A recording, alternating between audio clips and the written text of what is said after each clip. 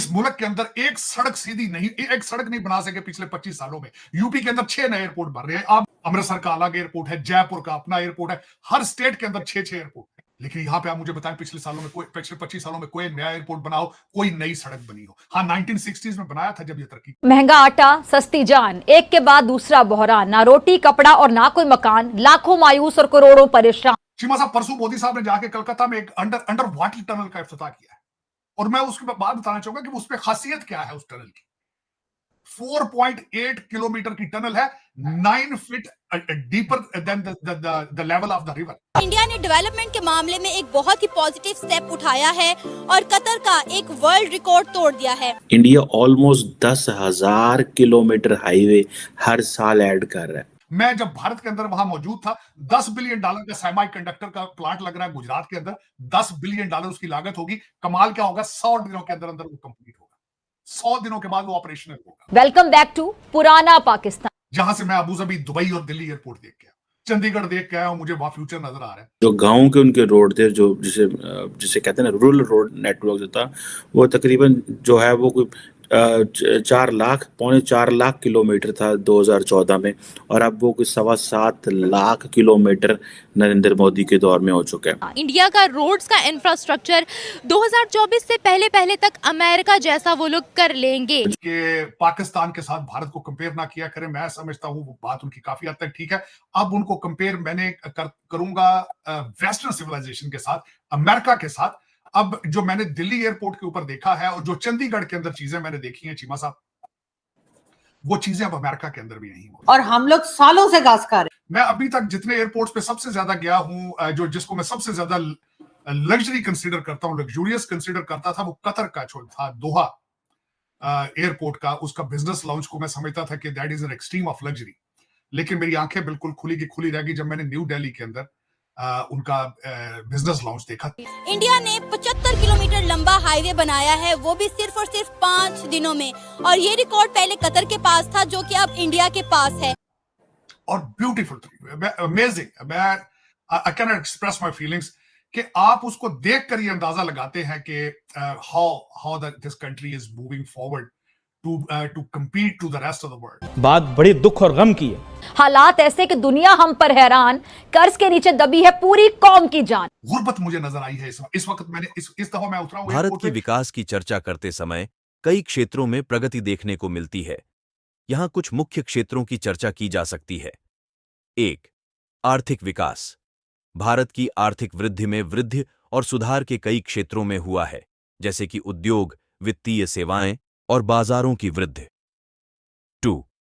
शिक्षा। शिक्षा क्षेत्र में भारत ने उच्चतम शिक्षा के क्षेत्र में विकसित राष्ट्रों में अपनी जगह बनाई है और अब वह विश्व स्तर पर उत्कृष्टता की दिशा में आगे बढ़ रहा है। 3. साइबर योजनाएं। डिजिटल भारत अभियान के तहत भारत ने आईटी सेक्टर में भी विकास की गति बढ़ाई है और इंटरनेट सुविधाओं की पहुंच में वृद्धि हुई है। 4. स्वच्छता अभियान। स्वच्छ भारत अभियान के माध्यम से सार्वजनिक स्वच्छता, शौचालय और स्वच्छता के अन्य क्षेत्रों में सुधार हुआ है। 5. आधुनिक इंफ्रास्ट्रक्चर। भारत ने आधुनिक इंफ्रास्ट्रक्चर के क्षेत्र में महत्वपूर्ण विकास किया है, जैसे कि सड़क, रेल, हवाई पट्टियां और बिजली व्यवस्था। यह संक्षिप्त रूप में भारत के विकास के कुछ पहलुओं की चर्चा की गई है, लेकिन यह केवल एक संक्षिप्त अवलोकन है। भारत का विकास और उसके प्रत्येक क्षेत्र में अधिक गहराई से जानकारी प्राप्त की जा सकती है। चीमा साहब, परसों मोदी साहब ने जाके कलकत्ता में एक अंडर वाटर टनल का इफ्तिताह किया है, और मैं उसके बाद बताना चाहूंगा कि उस पर खासियत क्या है। उस टनल की 4.8 किलोमीटर की टनल है, 9 feet deeper than the level of the river, 9 meter deeper, और कंप्लीट की है 66 दिनों के अंदर। 66 दिनों के अंदर कंप्लीट की गई।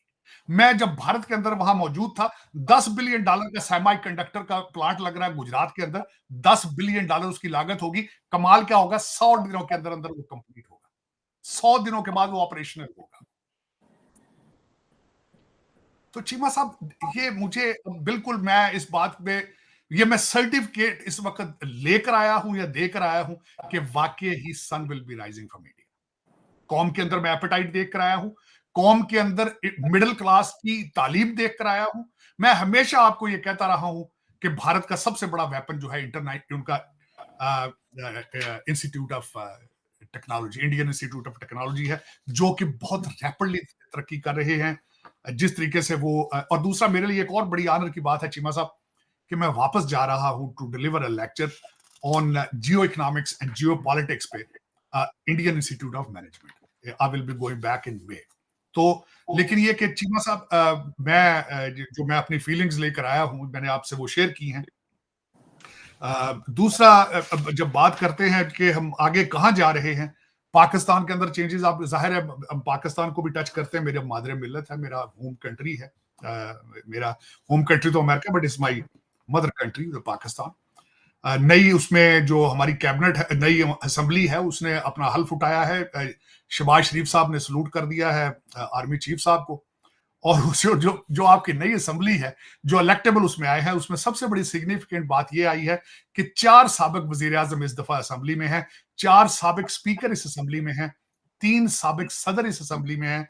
3 साबिक सदर हैं, 1 सदर का दामाद है, 3 साबिक सदूर के पोते हैं और 1 साबिक सदर का नवासा है। तो दर हकीकत ये सारे नवासे तो पोतों की गेम है सारी। वही है इलेक्टेबल, जो पार्टियां बदल बदल के आ रहे हैं आपके आमने सामने। कोई चेंज की तवक्को नहीं है। हाँ, एक चीज जरूर होगी कि अब $8 बिलियन आप IMF से मांगने के चक्कर में पड़ चुके हैं। हमारे वजीर आजम साहब ने सबसे पहला काम यही किया है ओथ लेने के बाद कि उन्होंने ग्रीन सिग्नल दिया है कि तैयारी करें, IMF के सामने $8 बिलियन लाना है। उसके बाद हो गया क्या? एक तूफान आएगा महंगाई का, तूफान आएगा एक महंगाई का। आपका तेल, गैस, पेट्रोल, हर चीज महंगी होगी। आपका बजट बनाएगा IMF। वो $8 बिलियन कहां जाएगा? वो सिर्फ लंदन और टोरंटो में आपके जो 5,000 रूलिंग एलीट है, उनके बच्चों के खर्चे और प्रॉपर्टी पे खर्च होगा। लेकिन उसकी किस्तें आप देंगे।